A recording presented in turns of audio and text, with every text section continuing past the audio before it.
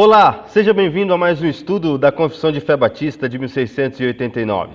A vida é feita de pactos. A vida é feita de contratos. Você já fez algum contrato? Pois é. Agora, a novidade que eu gostaria de trazer para você é que o conteúdo bíblico também é escrito e feito por meio de contratos, por meio de pactos. Você sabia disso? Venha conosco no conteúdo de hoje e entenda mais este assunto, as alianças de Deus.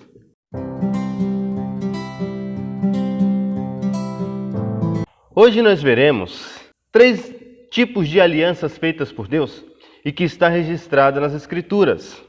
No entanto, antes de começarmos esse conteúdo, eu gostaria de te falar o seguinte, que quando nós falamos em contratos, em alianças, por exemplo, quando você vai fechar um acordo com alguém, esse acordo ele é fruto de negociações. No entanto, quando nós falamos das alianças de Deus, que é o nosso assunto de hoje, nós não podemos pensar que as alianças que Deus faz com o ser humano tem em vista algum tipo de barganha ou negociação que Deus faz com o homem. Não, nada disso. Na verdade, as alianças feitas por Deus e que estão registradas nas Escrituras Sagradas, elas têm muito mais a ver com um Deus soberano que faz um acordo unilateral entre ele e o homem. É um tipo de uma imposição de um soberano com seu vassalo. Hoje nós veremos o pacto de graças, mais uma vez, depois nós analisaremos um pouco a respeito do pacto de obras e, em terceiro lugar, veremos o pacto de redenção. Este é o capítulo 7 da nossa confissão de fé e o conteúdo dele. Então, é muito importante para entendermos a nossa confissão. Uma dica muito interessante para você é que esse capítulo 7, ele é o primeiro capítulo que faz a diferença entre batistas e presbiterianos.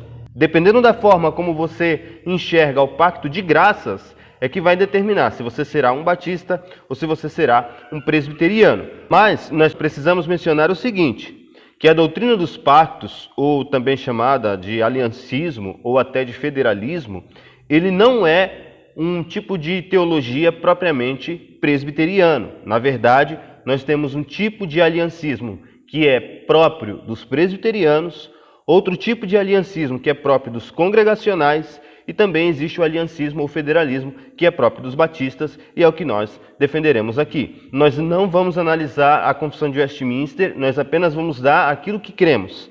O conteúdo mais aprofundado deste capítulo você verá na nossa igreja toda sexta-feira às 19h45, quando nós vamos falar, nessa sexta-feira agora, aliança por aliança, pacto por pacto, de maneira um pouco mais aprofundada. Queira Deus que aqui eu consiga passar esse conteúdo sem se distanciar muito daquilo que a nossa confissão reflete, porque o meu objetivo aqui é ser realmente muito básico e muito simples. Então, que Deus me ajude de forma que eu não mutile a nossa doutrina e a nossa tradição. Em primeiro lugar, o primeiro aspecto das alianças de Deus que nós devemos ter em mente aqui é que a aliança de Deus ela é feita de modo voluntário, porque quando o homem ele caiu, ele quebrou o pacto de obras. Eu não sei se você lembra do vídeo anterior, mas o ser humano, Adão, quando ele comeu do fruto proibido, ele quebrou o pacto de obras. Ele se tornou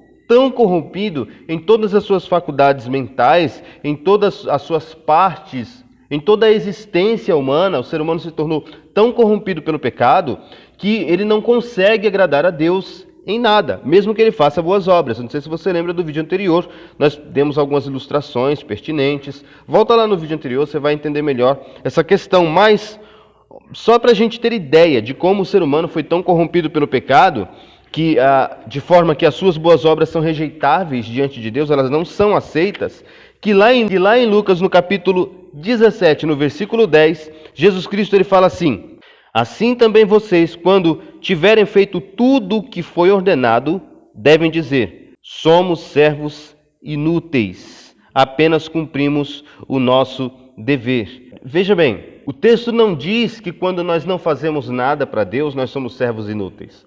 Jesus Cristo está dizendo que nós somos servos inúteis depois de havermos feito tudo o que Deus quer. Depois que a gente cumprir toda a lei, nós ainda somos considerados servos inúteis.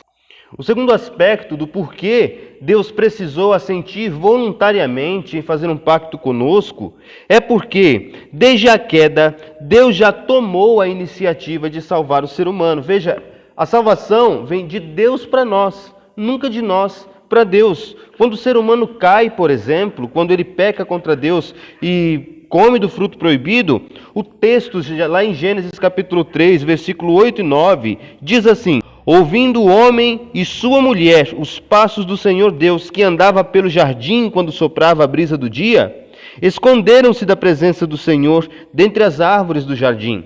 Mas o Senhor, Deus, chamou o homem, perguntando: onde está você? Deus saiu à procura do ser humano, mostrando que o pacto de graça que Deus tinha para com o ser humano, o pacto de Deus para com o ser humano, é um pacto que parte de Deus para o ser humano. Como diz a confissão de fé, é um assentimento voluntário, uma condescendência voluntária da parte de Deus para conosco. A segunda aliança que Deus fez com o ser humano é chamada de pacto de graça. O que significa graça?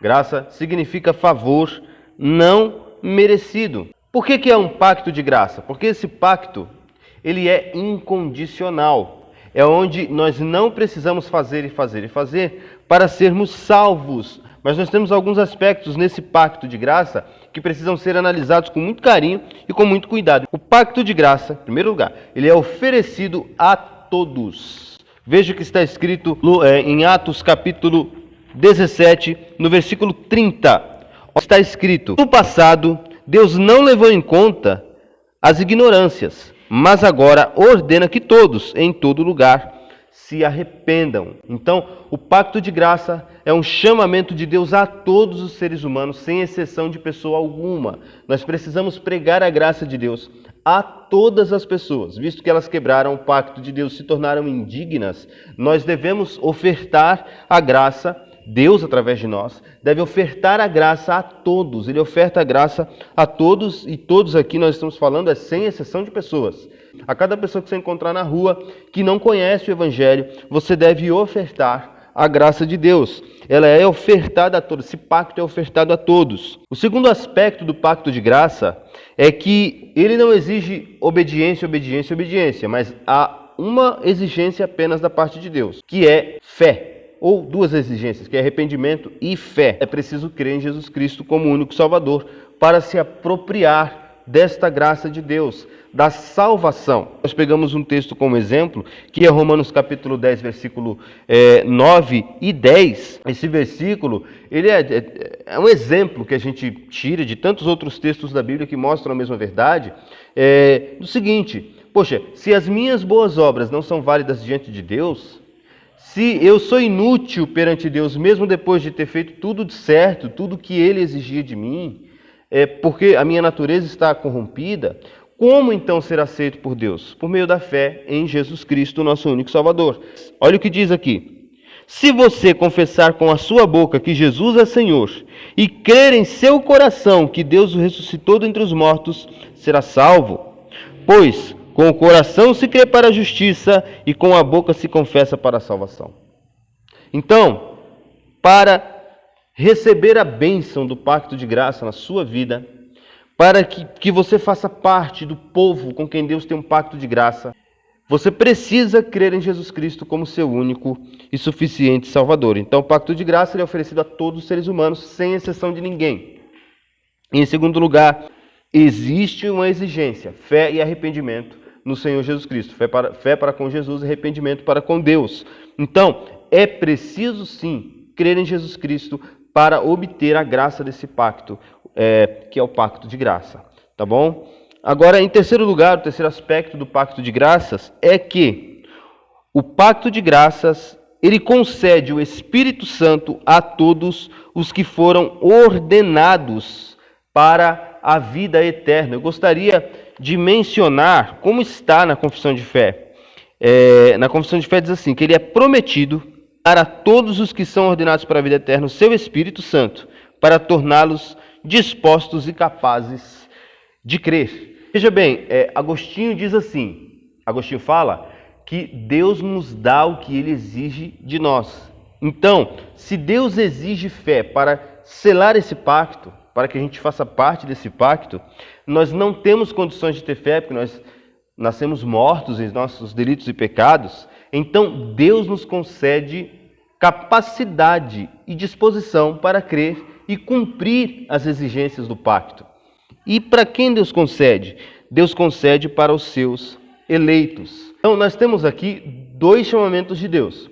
O primeiro é geral, para todas as pessoas, sem exceção.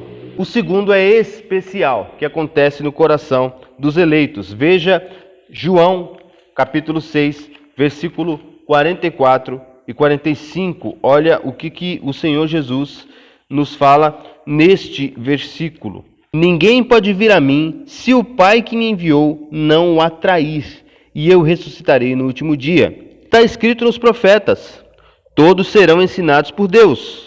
Todos os que ouvem o Pai e dele aprendem, vem a mim. O que Jesus está dizendo aqui? Que para que eu vá até ele, especialmente versículo 44, eu tenho que ser levado pelo Pai. E a palavra levado ou atraído aqui é puxado com força.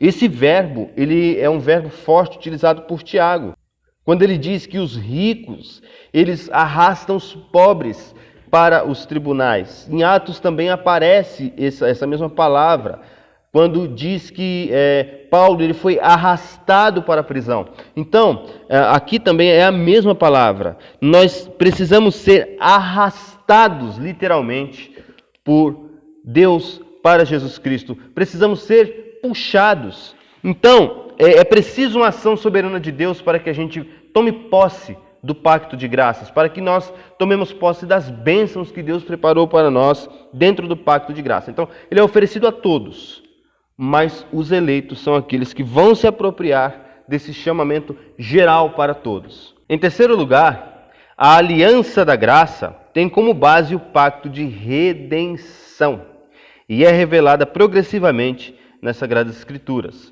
Tem muita coisa aqui para se falar, mas vamos analisar com calma. Em primeiro lugar, o pacto de graças, ele foi prometido em Gênesis capítulo 3, versículo 15. Aí é onde eu digo que esse é o termo-chave que diferencia a doutrina batista da doutrina presbiteriana. Para os presbiterianos, o pacto de graça é estabelecido aqui, para nós não. Nós vemos o pacto de graça mencionado como uma promessa daquele que haveria de vir. Diz assim: porém, inimizade entre você e a mulher, entre a sua descendência e o descendente dela. Este ferirá a sua cabeça e você lhe ferirá o calcanhar. Então aqui Deus está prometendo que iria desfazer, através de Jesus, as obras do diabo. Então aqui está sendo prometido um pacto de graças. E esse pacto de graças, que é prometido em Gênesis capítulo 3, versículo 15, ele é confirmado, essa promessa é confirmada em etapas sucessivas e progressivas de novas alianças feitas por Deus ao longo de toda a Bíblia. E nós veremos cada uma dessas alianças aqui na sexta-feira. Então, você tem o pacto com Noé, o pacto com Abraão, o pacto com Moisés, o pacto com Davi. E aí, finalmente, esse pacto de graça ele é estabelecido. Quando? No Novo Testamento. Ele se completa no Novo Testamento, e o texto da confissão ele é enfático a falar desse assunto, quando diz assim: esse pacto é revelado no Evangelho, primeiramente a Adão, na promessa de salvação pela descendência da mulher, e depois por etapas sucessivas, até que a sua plena revelação foi completada no Novo Testamento.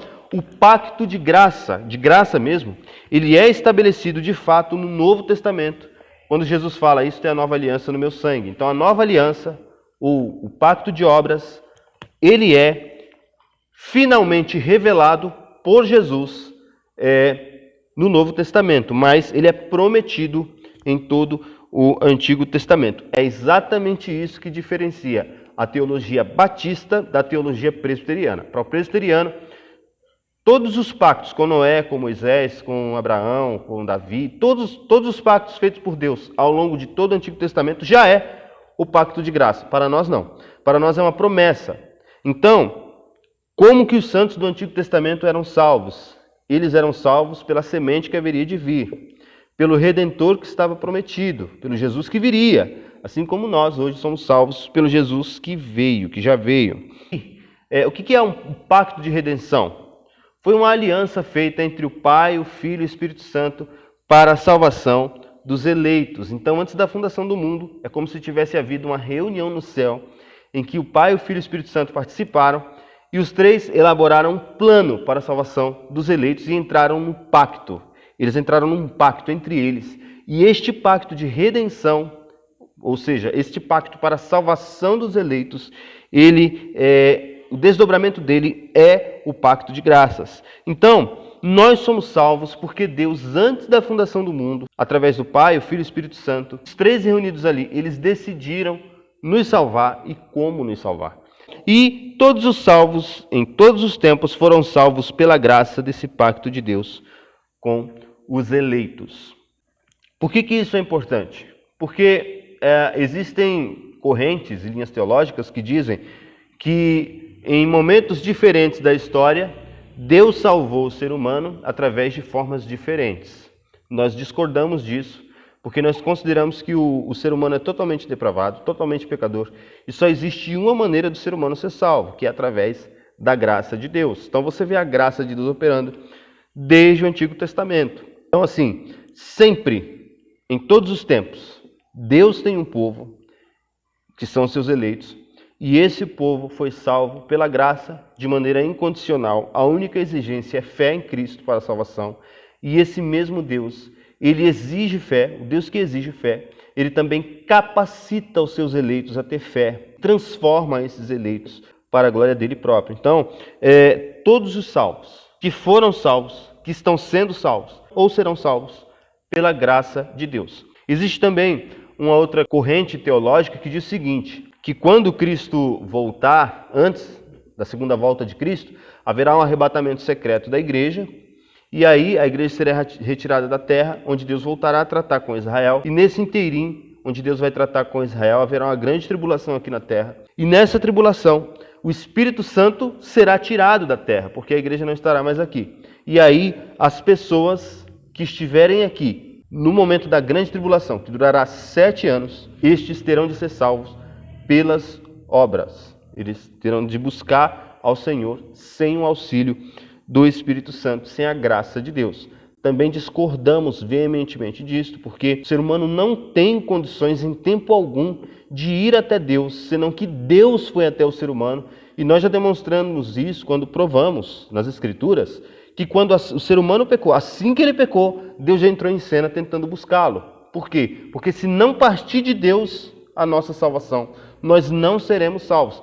Mesmo hoje, a pessoa está sentada no banco da igreja, ouvindo a mensagem do Evangelho, ou você está aí na sua casa, não é crente, está ouvindo esse vídeo. Se o Espírito Santo não tocar seu coração aí onde você está, se Deus não tomar a iniciativa dele aí agora, onde você está, você não virá a Cristo, você só virá a Cristo por uma iniciativa de Deus, do Espírito Santo de Deus. Estamos na dependência de Deus para a nossa salvação, do começo ao fim. Então assim, como é que a gente faz para ser salvo da condenação do inferno e da ira de Deus? Sofrendo uma intervenção poderosa de Deus que nos capacita a crer em Cristo, a levar uma vida de arrependimento.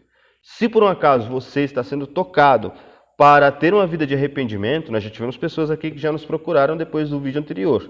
Então, se você estiver sendo tocado para ter uma vida de fé para com Jesus Cristo e arrependimento para com Deus, nos procure e saiba que se você está tendo desejo genuíno, sincero e obediente de servir a Cristo, é porque Deus está te chamando. A iniciativa é sempre dele, parte dele para nós e nunca de nós para com ele. Este foi o vídeo a respeito dos pactos. Temos muito conteúdo, muita coisa foi deixada de lado, muita coisa nós evitamos entrar em alguns detalhes. A gravação aqui é muito difícil onde nós estamos. Há um sacrifício enorme que nós fazemos aqui, tanto eu quanto a equipe que filma, que me ajuda. É muito difícil a gravação, mas nós esperamos que pelo menos uma parte básica do conteúdo da confissão de fé esteja sendo transmitida com fidelidade para você. E esperemos que a nossa linguagem também não seja tão complicada assim, tá bom? Que Deus te abençoe e continue conosco, porque brevemente teremos mais vídeos para você. Fique atento todo sábado às 9 da manhã. Que Deus abençoe e até o próximo vídeo.